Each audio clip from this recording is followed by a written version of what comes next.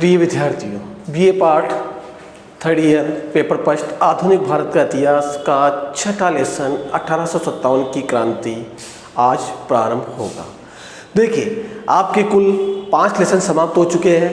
पहला लेसन पानीपत का तृतीय युद्ध, दूसरा बंगाल में ब्रिटिश सत्ता की स्थापना, तीसरा आंग्ल फ्रांसीसी संघर्ष, चौथा ब्रिटिश भू राजस्व व्यवस्था, पांचवा ब्रिटिश आर्थिक नीतियाँ व भारत पर प्रभाव। छठा लेसन है आपके 1857 की क्रांति या 1857 का विद्रोह। तो देखिए, आपको पता है 1757 में जो प्लासी का युद्ध हुआ था,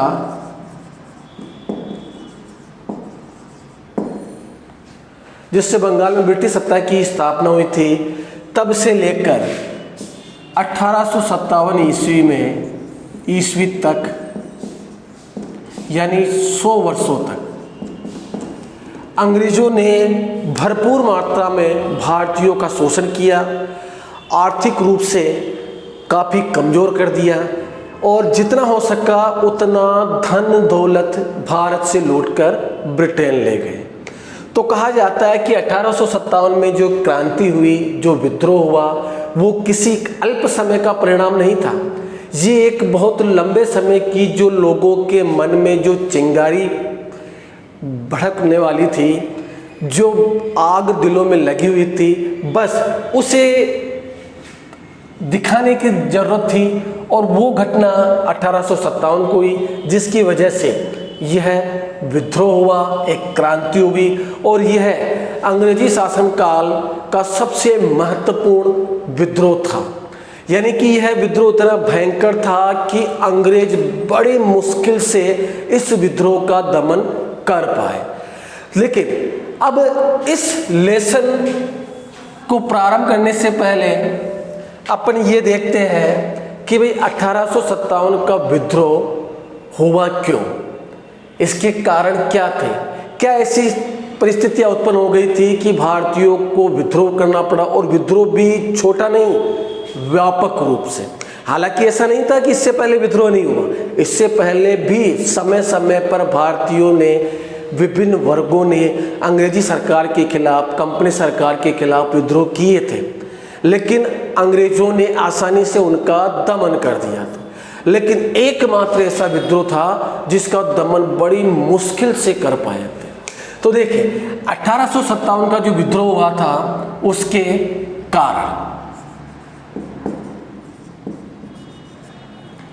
कारण बहुत से थे, जिसमें से पहला कारण है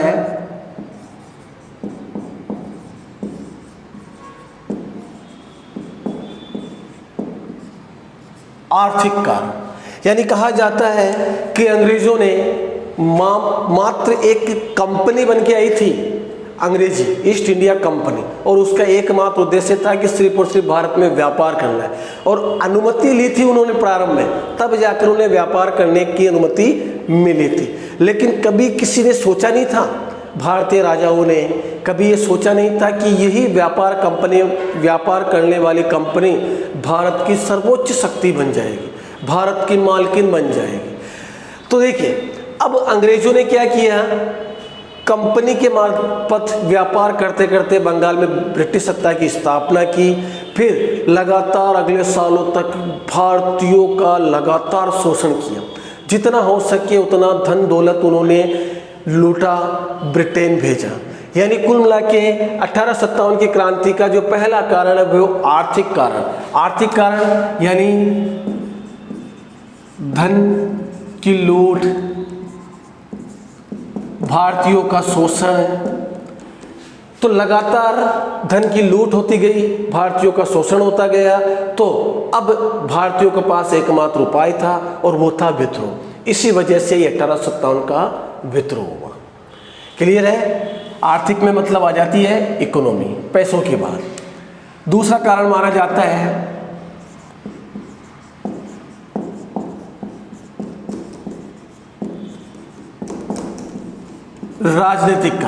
राजनीतिक कारण सबसे महत्वपूर्ण माना जाता है। ये भी इसके पीछे बताया जाता है कि कई गवर्नर जनरल थे जैसे डलहौजी, इसके अलावा वेलेजली, ये जब भारत के गवर्नर बन के आए थे तो उस समय इन्होंने अपने शासनकाल के दौरान कुछ ऐसी नीतियां प्रारंभ की जिनकी वजह से भारतीयों में असंतोष उत्पन्न होने लगा। उदाहरण के तौर पर देख सकते हैं, जैसे डलहौजी ने एक नीति का पालन किया था जिसे कहा जाता है व्यपगत नीति, और वेलेजली ने पालन किया था सहायक संधि। इस व्यपगत नीति का तात्पर्य है कि राज्य को हड़प लेना, दूसरे शब्दों में हम इसे कह सकते हैं हड़पना, खा जाना। तो क्या हुआ कि डलहौजी ने अपने शासनकाल के दौरान एक नीति चलाई जिसे कहा जाता है व्यपगत नीति।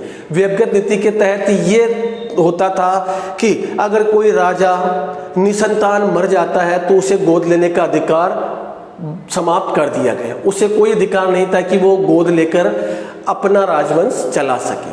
तो जैसे ही कोई राजा मरता निसंतान तो क्या करता, डलहौजी उसे ब्रिटिश साम्राज्य में मिला लेता। तो इस तरह इसने सतारा, झांसी, अवध, नागपुर आदि राज्यों को अपने साम्राज्य में, अंग्रेजी साम्राज्य में मिलाने की सफल कोशिश की। अतः विद्रोह हुआ। ये शासक तो नाराज हुए ही, इनके खिलाफ हुए ही। इसके अलावा यहाँ की जो जनता थी, क्योंकि ये लोकप्रिय थे, तो यहाँ की जनता थी, उन्होंने भी विद्रोह प्रारंभ कर दिया। उसी प्रकार वेलेजली ने एक नई नीति का पालन किया जिसे कहा जाता है सहायक संधि। सहायक संधि के तहत ये होता था कि किसी भी राज्य के साथ यह संधि की जाती थी और उसे यह आश्वासन दिया जाता था कि भाई तुम्हारी सुरक्षा के लिए मैं ब्रिटिश सेना आपके राज्य में रख रहा हूँ, हम आपको समय समय पर कोऑपरेट करेंगे और बदले में आप क्या करोगे, आप उस सेना का खर्चा आप खुद उठाओगे। यानी सैनिक खुद के खर्चा उठा कौन रहा है, भारतीय शासक, और काम किसके कर रहे हैं, वो वास्तविक रूप से अंग्रेजों के ही काम करते थे। तो इस प्रकार इस सहायक संधि के तहत भी कई राज्यों का अधिग्रहण किया गया। तो अतः भारतीयों में संतोष उत्पन्न होना ही था। ये हो गया राजनीतिक कारण। राजनीतिक कारण राज्यों को विभिन्न संधियों द्वारा कंपनी साम्राज्य में या ब्रिटिश साम्राज्य में मिलाना। तो इनकी इन नीतियों के तहत विद्रोह प्रारंभ होना था और वही कारण था कि 1857 का विद्रोह हुआ। अब देखिए तीसरा जो कारण है, तीसरा कारण बताया जाता है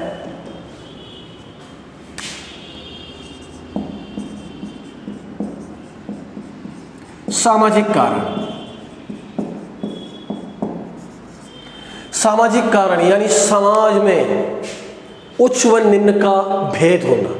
लेकिन बात कर रहे हैं भारतीयों की नहीं, सिर्फ भारतीयों और अंग्रेज दोनों की। तो अंग्रेज क्या करते थे, अंग्रेज भारतीयों के साथ भेदभाव करते थे। जैसे कि उदाहरण के तौर पर बता सकता हूं मैं आपको कि जैसे मान लो कोई होटल है, अब होटल के बाहर एक तख्ती लगी होती थी जिस पर लिखा होता था कि भारतीयों व कुत्तों का प्रवेश वर्जित है। यानी भारतीयों की तुलना कुत्तों के साथ की जाती थी। यहाँ तक कि अंग्रेज साफ निर्देश देते थे कि अगर कोई अंग्रेज अधिकारी मार्ग से गुजर रहा है, चाहे पैदल है या घोड़े पर है, तो अगर उस दौरान जितने भी भारतीय वहाँ नियुक्त है या वहाँ से गुजर रहे हैं, तो जब तक अंग्रेज अधिकारी उस मार्ग से गुजर नहीं जाता तब तक उसका अभिवादन भारतीयों को करना पड़ता था। अभिवादन भी किस प्रकार से, गर्दन झुकाकर, हाथ जोड़कर, यानी इतना जलील किया जाता था भारतीयों को। तो इस भेदभाव के कारण भी भारतीयों में असंतोष था और यही कारण था कि 1857 का विद्रोह प्रारंभ हुआ। नेक्स्ट है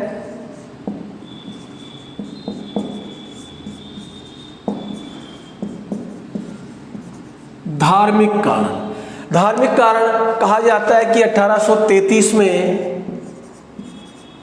एक चार्टर एक्ट लागू किया गया था। इसके तहत कह दिया कि भाई अब भारत में ईसाई यानी ब्रिटिश ईसाई भारत में ईसाई धर्म का प्रचार कर सकते हैं। तो अब ये होने लगा। और दूसरा नियम ये बना दिया कि कोई भी भारतीय अगर धर्म परिवर्तन करके ईसाई धर्म ग्रहण कर लेता है तो उसे पारिवारिक संपत्ति से वंचित नहीं किया जा सकता, क्योंकि जब यह कानून बना था कि भी भारत में ईसाई धर्म प्रचारक ईसाई धर्म का प्रचार कर सकते हैं और ज़्यादा से ज़्यादा लोगों को वो क्या करने लगे, ईसाई धर्म में आने के लिए प्रेरित करने लगे। तो जो धर्म सुधारक थे उन्होंने देखा कि इस प्रकार तो हमारा जो धर्म है वो विलुप्त हो जाएगा। अतः उन्होंने क्या किया, भाई जो धर्म परिवर्तन करेगा उससे पारिवारिक संपत्ति से वंचित कर दिया जाएगा। अतः इसके खिलाफ अंग्रेजों ने कानून बना दिया कि कोई ईसाई धर्म ग्रहण करता है तो उसे पारिवारिक या पैतृक संपत्ति से वंचित नहीं किया जा सकता। अतः लोगों में असंतोष उत्पन्न हुआ। इसके अलावा उन्होंने और आदेश दे दिया कि अगर कोई ईसाई धर्म ग्रहण करता है तो उससे उच्च पदों पर नियुक्त किया जाएगा, सरकारी नौकरियां दी जाएगी। इस प्रकार के आदेश दे दिए। अब ज़्यादा से ज़्यादा लोग क्या करने लगे, ईसाई धर्म ग्रहण करने लगे। तो कुछ धर्म सुधारक थे, उन्होंने इसके खिलाफ आंदोलन प्रारंभ कर दिया और यही कारण था कि 1857 का विद्रोह या 1857 की क्रांति हुई, क्योंकि चारों तरफ बराबर आग लगी हुई थी। नेक्स्ट है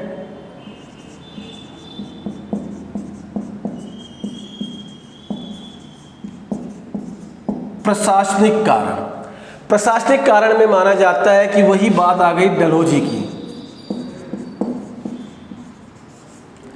डलहौजी भारत का जब गवर्नर था तो इसने क्या किया, इसने कई ऐसे नियम बनाए, कई ऐसे नियम कायदे बनाए, लागू किए जिससे भारतीयों में संतोष उत्पन्न होने लगा। जैसे पहली बात तो ये थी, उच्च पदों पर सिर्फ अंग्रेजों को ही नियुक्त किया जाता था और निम्न पदों पर भारतीयों को, और वहाँ पर भी भारतीयों के साथ भेदभाव किया जाता था।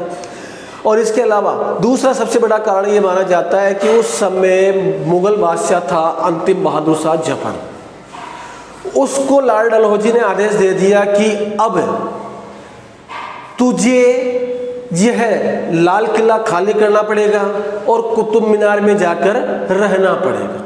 तो इस प्रकार भारतीयों के मन में यह बात आने लगी कि यार हमारा सम्राट तो मुगल बादशाह है, और सहानुभूति भी थी बहादुर शाह के साथ भारतीयों की। तो उन्होंने इनका आंदोलन करना प्रारंभ कर दिया कि हमारे बादशाह के साथ अपमानजनक व्यवहार करना यानी हमारा अपमान होना। तो इन कारणों के, इन प्रशासनिक कारणों के कारण भी 1857 का विद्रोह। क्या कारण थे? उच्च पदों पर अंग्रेजों को नियुक्त करना और निम्न पदों पर भारतीयों का वहाँ पर उनके साथ अपमानजनक व्यवहार किया जाना, शोषण करना। दूसरा, डलहौजी द्वारा मुगल बादशाह का अपमान करना, उसे नजराना देना बंद करना, सिक्कों पर उनका नाम उत्कीर्ण करना बंद करवाना और फिर उसे लाल किला खाली करने का आदेश देना। तो इन प्रशासनिक कारणों के कारण भी 1857 की क्रांति प्रारंभ हुई। नेक्स्ट है सैनिक कारण। सैनिक कारण, अब देखिए ब्रिटिश सेना में ज़्यादातर सैनिक भारतीय थे और कम संख्या में ही थे मात्र अंग्रेज। लेकिन देखिए मतलब ज़्यादा संख्या में भारतीय सैनिक होने के बावजूद भी वर्चस्व किनका रहता था? अंग्रेजों का, अंग्रेज पदाधिकारियों का। भारतीयों को निम्न ओहदे पर रखा जाता था और जबकि जो कम संख्या में थे अंग्रेज, उनको सैन्य विभाग के उच्च पदों पर नियुक्त किया जाता था। पहला तो भेदभाव ये, और यहाँ तक कि भारतीय सैनिकों को पर्याप्त वेतन भी नहीं मिलता था। यहाँ तक कि जहाँ वो रहते थे, खाते थे, वहाँ पर भी कई असुविधाओं का सामना उन्हें करना पड़ता था। यानी कुल मिला के उनका एकमात्र उद्देश्य था कि कम पैसा देकर भारतीयों से सैनिक कार्य लेना था, और खाना भी अच्छा नहीं, रहने की सुविधा भी अच्छी नहीं। तो इस कारण सैनिकों में भी मतभेद था। क्या कारण था? भारतीयों को निम्न पदों पर नियुक्त करना सैन्य विभाग में, दूसरा कम वेतन देना, वहाँ पर भेदभाव करना, उनके रहने खाने पीने की समुचित व्यवस्था नहीं करना, आदि कारणों से भी सैनिकों ने विद्रोह में अंग्रेजों के विरुद्ध विद्रोह किया। इसके अलावा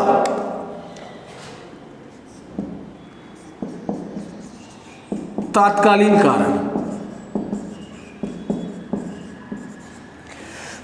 कारण बताया जाता है कि उस समय जो कैनिंग था उसने क्या किया, पहले एक राइफल चलती थी brown base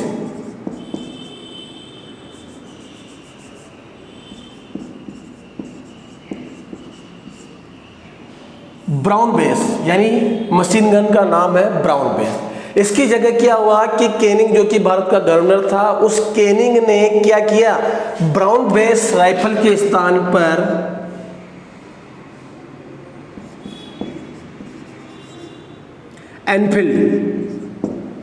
Enfield rifle, clear लिख रहा हूं मैं इसको,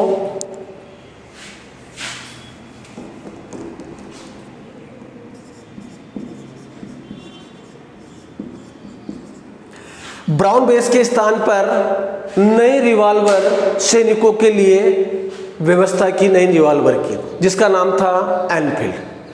अब देखिए, अब इसमें क्या था कि इस राइफल में जो कारतूस लगता था, उस कारतूस में गाय और सूअर की चर्बी का कवर था।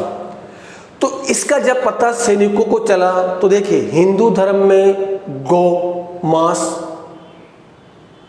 अनैतिक माना गया है, मुस्लिम धर्म में सूअर मांस अनैतिक माना गया, और जबकि भारतीय सेना में हिंदू मुस्लिम दोनों भी थे, और दोनों को जब पता चला कि इसका जो कवर है गोली का, उस कवर में गाय और सूअर की चर्बी लगी हुई है, और उसको राइफल में लोड करने से पहले दांतों से उसके कवर को तोड़ना पड़ता था।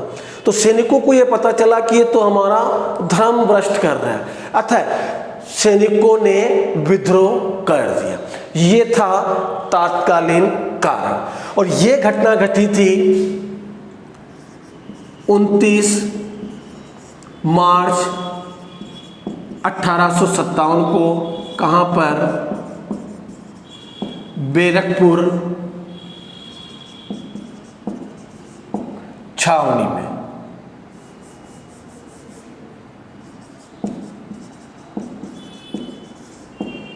बैरकपुर छावनी में जब यहां का जो सेनापति था मंगल पांडे,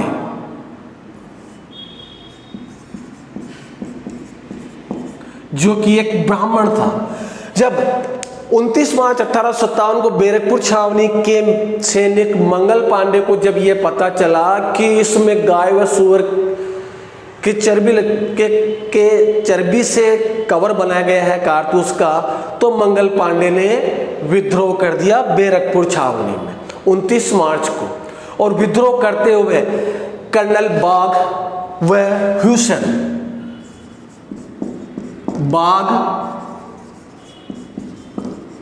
ह्यूसन, ये दो अंग्रेज अधिकारी थे, दोनों की हत्या कर दी।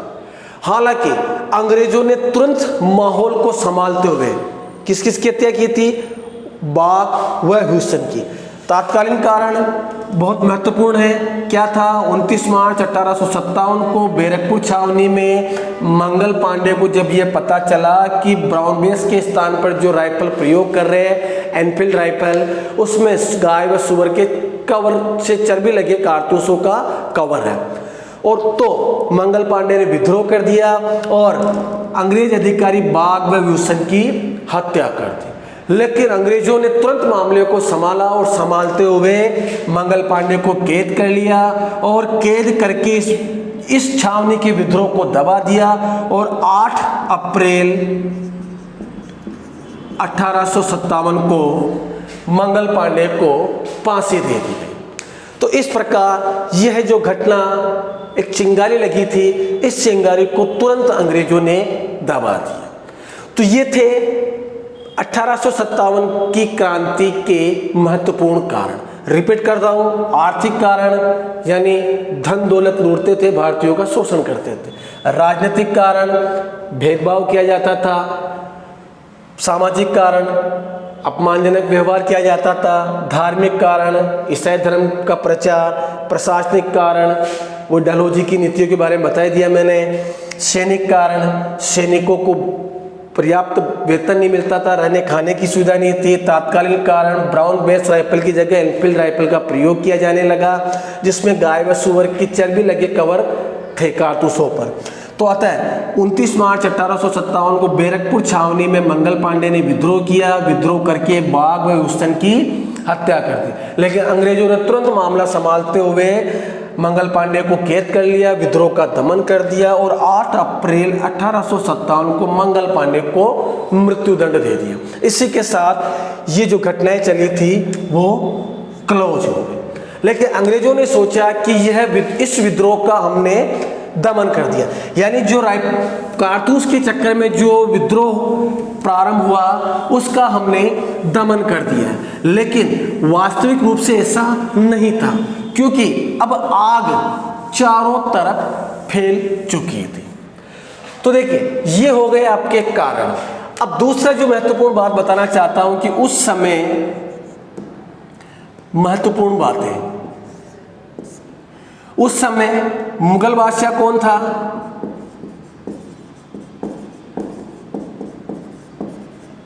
बहादुर शाह।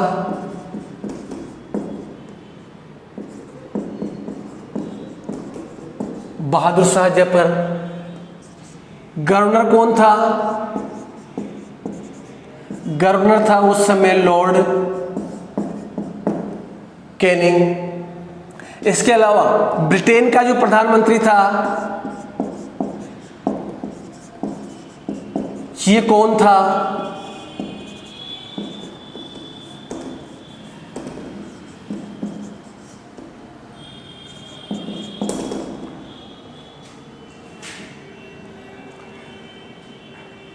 तो मुगल बादशाह था बहादुर शाह जफर, गवर्नर था कैनिंग और ब्रिटेन का प्रधानमंत्री था पाल्मस्टन। अब देखिए, विद्रोह की योजना।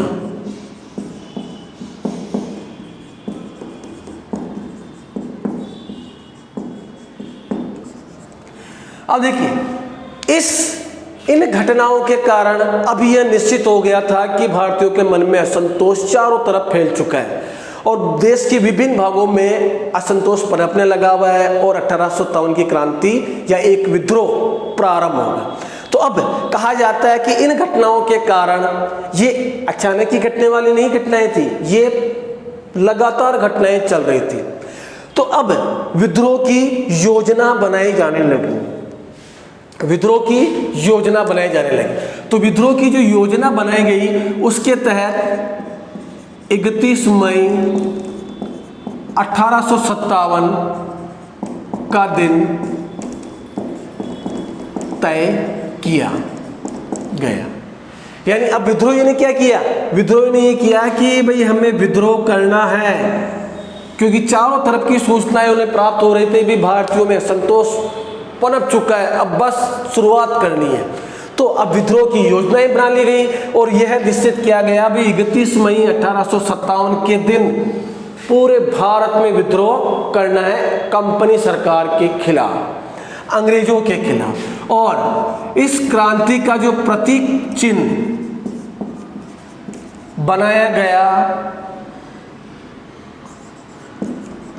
कमल का फूल और गेहूं की रोटी। क्या था प्रतीक चिन्ह? कमल का फूल और गेहूं की रोटी। अब क्या होता था कि जगह जगह विभिन्न छावनियों में कमल का फूल भेजा जाता था और प्रतीक के रूप में समझ जाते थे भाई हाँ विद्रोह करना है। और चौकीदार क्या करता था? जगह जगह जाकर, मुख्य स्थानों पर जाकर गेहूं की रोटी वितरित करता। एक गुप्त कोड बन गया था 1857 की क्रांति का। लेकिन अब उसी समय क्या हुआ कि 31 मई जो फिक्स की गई थी तारीख में, 31 मई से विद्रोह करना है और 31 मई के हिसाब से ही इस विद्रोह की प्लानिंग की गई थी। लेकिन उसी समय ये हुआ कि 10 विद्रोह का प्रारंभ ये टॉपिक लगा देते हैं अपन।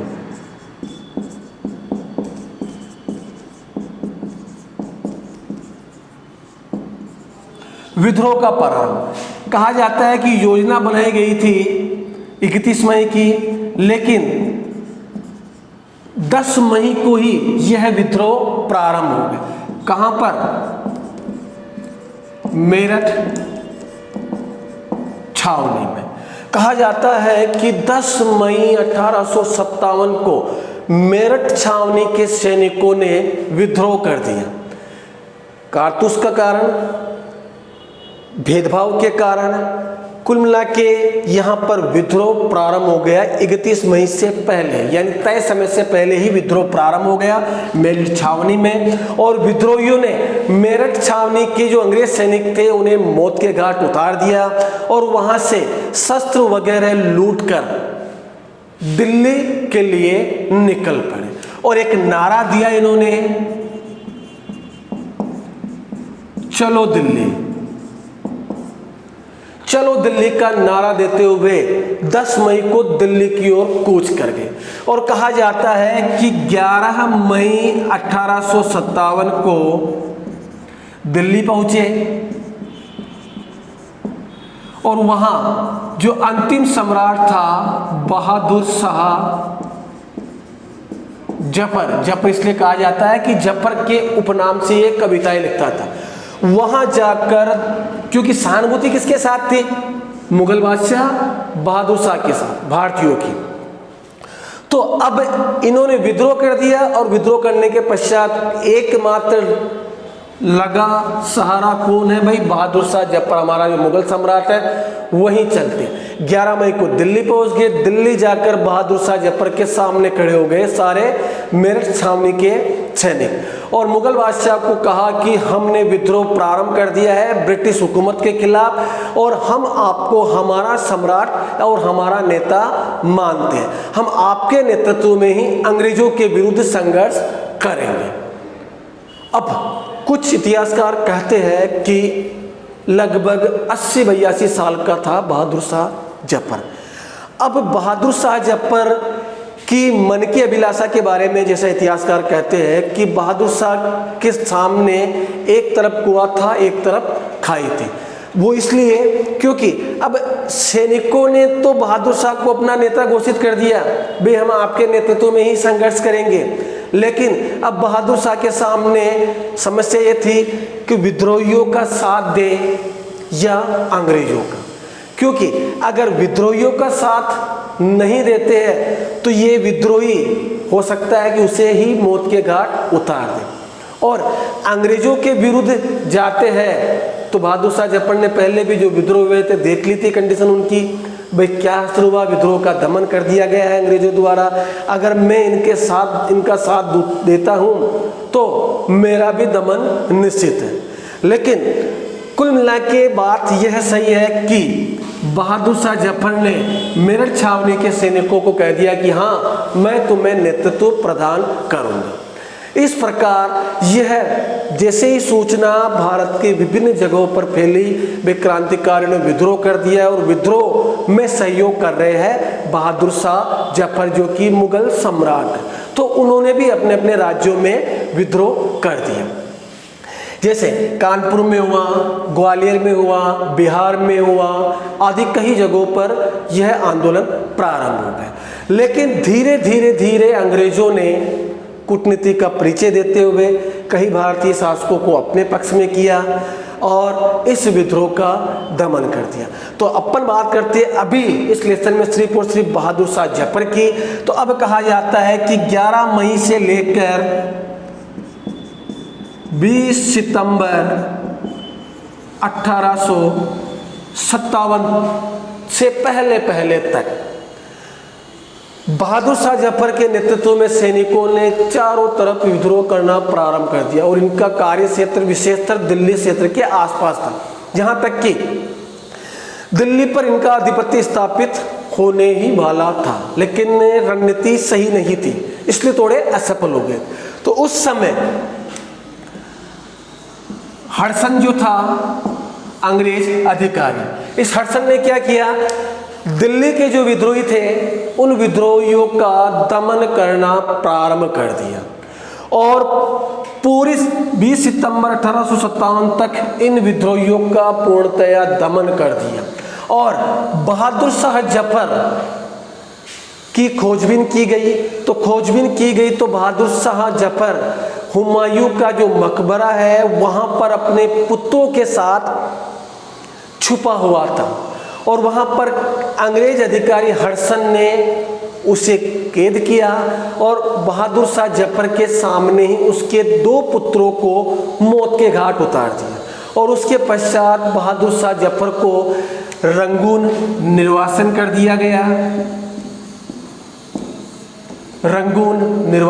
दिया गया और वहीं उसकी मृत्यु हो गई। और जहाँ पर उसकी मृत्यु हुई वहाँ पर एक मकबरा भी बना हुआ है और उस मकबरे पर आज भी यह लिखा हुआ है कि ऐसा मुगल बादशाह जिसे अपने देश की या अपने साम्राज्य की 2 गज जमीन भी नसीब नहीं हुई, क्योंकि मुगल बादशाह भारत पर राज करते थे, कई वर्षों तक राज किया, भारत के सर्वोच्च थे। लेकिन ऐसा किसने सोचा था कि जो वर्षों तक भारत पर राज करेंगे उन्हें भारत में 2 गज जमीन भी कब्र के लिए नसीब नहीं होगी। तो ऐसा ही बहादुर शाह जफर के साथ हुआ है। आज भी उसकी कब्र पर यही चीज़ें लिखी हुई है कि अपने देश में इसे 2 गज जमीन भी नसीब नहीं हुई। तो विद्यार्थियों, आज की इस क्लास में इतना ही काफ़ी है। इसी को अच्छी तरह से समझने की कोशिश कीजिए, रिपीट करके देखिए। बहुत ही इंटरेस्टिंग पॉइंट है, लेसन है और ये भी बहुत ही महत्वपूर्ण क्वेश्चन है जो 20 नंबर का एग्जाम में पूछे जाने की पूर्ण संभावना है। थैंक यू, धन्यवाद।